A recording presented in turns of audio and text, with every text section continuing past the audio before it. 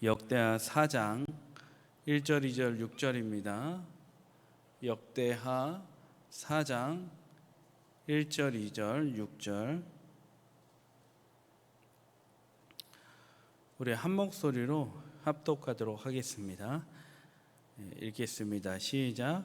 솔로몬이 또 놋으로 제단을 만들었으니 길이가 20규빗이요 너비가 20규빗이요 높이가 10규빗이며 또 놋을 부어 바다를 만들었으니 지름이 10규빗이요 그 모양이 둥글며 그 높이는 5규빗이요 주위는 30규빗 길이의 줄을 두를 만하며 또 물두멍 10개를 만들어 5개는 오른쪽에 두고 5개는 왼쪽에 두어 씻게 하되 번제에 속한 물건을 거기서 씻게 하였으며 그 바다는 제사장들이 씻기 위한 것이더라. 아멘. 오늘은 정결한 삶이라는 제목으로 하나님 말씀 전하겠습니다. 아침마다 우리는 거울 앞에 서서 얼굴을 보고 세수를 합니다. 하루를 시작하기 전에 몸을 깨끗하게 하는 것은 너무나 자연스럽고 당연한 일이기도 합니다. 영적인 삶도 그와 다르지 않습니다. 거룩한 신자는 세상 속에서 묻어온 죄의 먼지를 씻어내고 정결함을 유지해야 합니다. 정결한 삶을 살아야 한다라는 것입니다. 오늘 본문에 나오는 놋제단과 놋바다는 단순한 기물이나 형틀이 아닙니다. 우리에게 죄 씻음과 정결 지킴의 깊은 의미를 말해주고 있는 것이죠.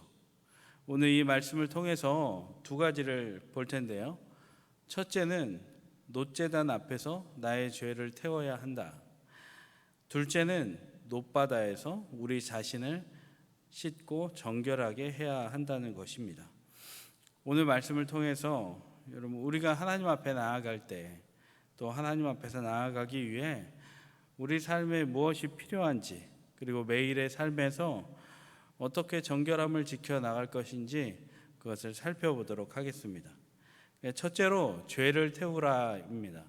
놋제단에서 죄를 태우라입니다. 1절에 눈으로 한번 보시면요. 솔로몬이 성전을 짓습니다. 그때 가장 먼저 언급되는 기구가 바로 놋제단입니다. 길이와 넓이가 그러니까 지금의 단위로 환산을 하면 9m 그리고 높이는 4.5m나 되는 어마어마한 규모인 거죠. 놋제단은 이스라엘 백성들의 그 죄를 속하기 위해서 희생 제물이 태워지는 곳이었어요. 거룩하신 하나님 앞에 나아갈 때 제사장은 제단 위에 제물을 올려놓고 놋제단 위에 제물을 올려놓고 먼저 자신과 백성의 죄를 이렇게 고백했습니다. 이스라엘은 어땠죠? 많은 순간 끊임없이 우상 숭배했습니다. 그리고 불순종했어요. 구원받을 수 없는 사람들이었겠죠. 그러나 제물에 각이 떠지고 피가 흐를 때 그리고 가죽이 다 산산조각이 날 때 희생 제사를 통해 바로 하나님 앞에 나아갈 수 있었다는 것입니다. 번제사로 다 태워질 때 하나님 앞에 나아갈 수 있었다는 거예요. 우리가 주일 예배를 시작할 때 참회의 기도를 하죠. 그리고 개인 기도를 할 때도 아버지 잘못했습니다. 용서해 주세요. 사실은 이제 과거나 현재나 미래의 죄를 예수님은 히브리서 9장 12절에 양과 짐승으로 하지 아니하고 단번에 십자가에서 죽으사 우리에게 영원한 속죄를 주셨습니다. 사실은 이제 우리는 용서받은 자로서 하나님 앞에 기도하고 하나님 앞에 확증을 받는 것이지 그리고 예배를 드릴 때에도 용서받고 구원받기 위해서 예배 드려야겠다라고 하기보다는 구원받은 자로서 감사와 감격과 증거를 가지고 예배 드리는 것이죠. 여하튼 우리는 예배 때 참회 기도를 먼저 드리고 개인 기도를 할 때도 죄를 고백하고 또 회중 기도를 할 때도 죄를 고백합니다. 그 시간이 얼마나 소중하냐면 나의 죄를 인정하고 하나님의 은혜로 받은 속죄의 은총을 확인하는 시간이기 때문에 매우 중요하다는 거예요. 노제단의 앞에 제사장이 서야 했던 것 같이, 그러면서 자기의 그리고 백성들의 죄를 고백한 것 같이 우리는 신앙이 그런 모습으로 있어야 된다는 거예요. 여러분, 예배는 찬송과 그리고 말씀 여러 가지가 있잖아요. 예배 안에는. 그리고 나의 결단도 있습니다. 예배 드릴 때. 근데 찬송과 설교 말씀과 결단만으로 예배는 완성되지 않습니다.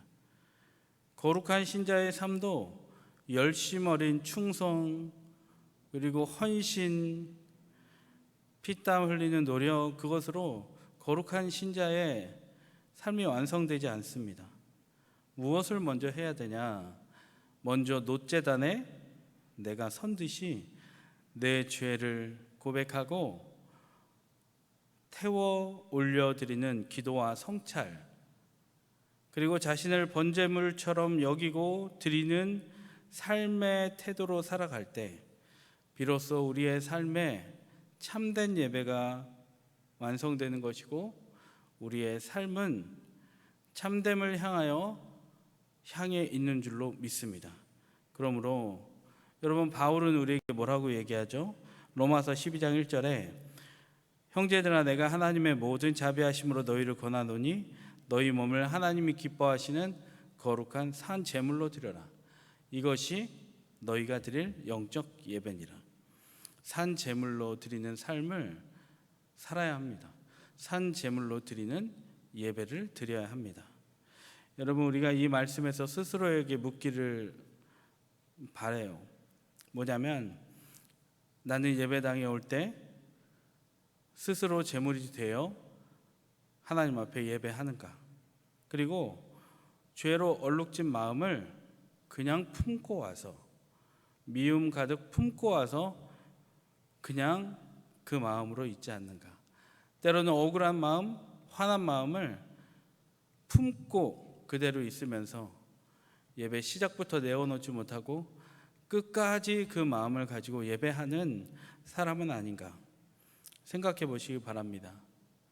그리고 더 나아가서 오늘도 주님 앞에 거룩한 제물이 되며 예배하며 죄를 태우고 고백하고 하나님 앞에 고백하고 삶을 드리는 인생이 되는 하루 되기를 간절히 소망합니다.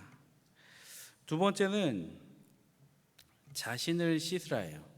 첫 번째는 번제단에서 죄를 태우라. 그리고 두 번째는 자신을 씻으랍니다. 2절과 6절에는 거룩한 물 저장소, 곧 놋바다가 등장을 합니다. 역사가 중에 요세푸스라는 분이 계신데 이것이 이 놋바다가 워낙 크다 보니까, 크고 웅장하다 보니까 이 바다라고 불렀다고 해요. 제사장은 하나님 앞에 나아가기 전에 이 놋바다에서 자신을 씻었습니다. 요즘에 아무래도 젊은이들 사이에서 유행하는데, 이건 사실 노년도 해야 된다고 생각하지만 도파민 디톡스라고 있습니다. 스마트폰, 또 게임, 그리고 강한 맛 있잖아요. 제일 매운맛, 그런 게 우리한테 강렬한 자극을 주거든요. 근데 이제 그런 것들을 멀리 하겠다. 강렬한 자극이 오면 도파민이 과다 분배되니까 사람에게 좋을 것이 없거든요. 왜냐하면 더 높은 자극을 찾으니까. 근데 이제 그 도파민 디톡스를 도전하는 청년들이 요즘에 참 많아요. 그래서 수도승처럼 살기도 하고. 근데 이 사람들의 고백이 뭐냐면, 처음엔 답답하지만 그 과정을 지나면 일단 숙면을 하게 되고 정서적인 안정을 그리고 평안을 경험하게 된다고 합니다. 그러니까 도파민 디톡스라는 거예요. 우리도 마찬가지죠. 우리의 영혼도 마찬가지입니다. 세상의 자극과 유혹에 길들여져 살아가면 우리가 무엇을 잊어버리냐면 세상의 자극에 우리의 영혼을 그냥 흘러 떠내려 보내면 하나님의 세미한 음성을 놓쳐버립니다. 우리가 세상의 쾌락에 익숙해지면 거룩함이 주는 참된 평안이 사라진다는 거예요. 그러면서 우리의 영혼이 점점 무뎌지고 나를 자극하는 말들, 나를 자극하는 눈에 보이는 것들, 우리의 영혼도 그것을 계속해서 쫓아가는 게 본성이에요. 도파민이 자극되면 자극될수록 그것을 쫓아가는 특성이 우리에게 있기 때문이에요. 이런 시점에 놋바다와 물두멍은 우리에게 중요한 메시지를 줍니다. 그게 뭐냐면 옛 제사장은 놋바다에서 몸을 씻었잖아요. 근데 우리가 이 시대에 2025년에 이 말씀을 앞에서 받아들이는 이유는 제사장은 놋바다에서 몸을 씻고 정결하게 하나님 앞에 나아갔지만 우리는 바다와 같은 예수 그리스도의 보혈로 죄를 씻은 존재들인 줄 믿습니다. 십자가에서 흘리신 예수님의 피가 거대한 놋바다가 되어서 우리의 모든 죄를 깨끗하게 씻어 주신 줄 믿습니다. 제사장의 몸을 놋바다로 씻은 것 같이 우리는 이 시대에 예수 그리스도의 보혈로 깨끗하게 씻을 수 있었기 때문에 주의 보좌로 나아갈 수 있게 된 줄로 믿습니다. 그러니까 놋제단은 우리의 모든 죄를 태우고 놋바다를 통해 우리는 정결하게 나를 씻어 나가고, 그리고 나는 로마서 12장 1절과 같이 번제물이 되어서 물두멍에 깨끗하게 씻겨지는 그런 정결화된 여러분 제물로 살아갈 때에 우리는 오늘도 하나님 앞에 나아가 그 하나님을 경험하게 될 줄로 믿습니다. 우리는 간혹 그렇게 생각하죠. 하나님이 죄인도 받아주신다. 그 죄인도 받아주십니다. 연약한 자도 받아주신다. 연약한 자도 받아주십니다. 근데 우리의 창조 목적은 무엇입니까? 하나님을 즐거워하고 하나님을 영화롭게 하는 거예요. 하나님을 기쁘게 하는 거예요. 상처받은 자, 위로가 필요한 자도 하나님은 구원하시기를 즐겨 하시지만 우리가 정결하게 씻고 하나님 앞에 내가 나아갈 때 하나님은 우리의 삶을 기뻐하시고 창조 목적에 따라 우리가 하나님을 너무나 영화롭게 하기 때문에 우리의 본성대로 사는 인생이 아니라 나의 본성을 놋제단에서 태우고 놋바다에서 깨끗이 씻고 물두멍에서 제물된 내가 날마다 거울을 보고 세수를 하듯이 하나님의 말씀과 기도와 우리가 요즘에 계속 말씀을 금요철야 때마다 듣잖아요. 들은 말씀, 사랑의 메시지를 내 안에 품고 그것을 실현하며 살아갈 때 우리는 하나님 앞에 나아갈 수 있고 또 하나님이 이미 우리한테 임재하셨고 날마다 하나님을 정결한 삶을 살아가는 가운데 하나님 앞에 나아가고 하나님을 만나는 복된 삶을 우리가 살아내는 은혜를 누리게 될 줄로 믿습니다. 말씀을 맺겠습니다. 우리는 놋제단 앞에서 죄인임을 고백해야 합니다. 놋바다 앞에서 예수님의 보혈로 우리는 이미 깨끗함을 입은 자들입니다. 깨끗함을 입어야 된다라는 것도 맞지만 우리는 이미 놋제단 앞에 가서 구원받을 때 죄를 고백했고 그리고 예수님의 보혈 놋바다 앞에서 예수님의 보혈로 깨끗이 씻음받은 사람인 줄로 믿습니다.